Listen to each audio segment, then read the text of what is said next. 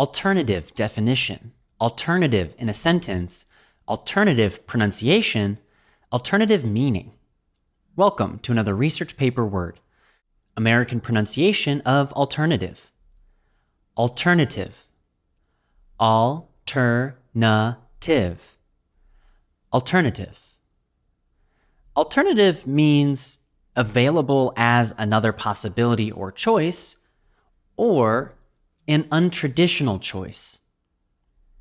Common usages in academic writing: alternative motive, alternative position, alternative data, alternative possibilities.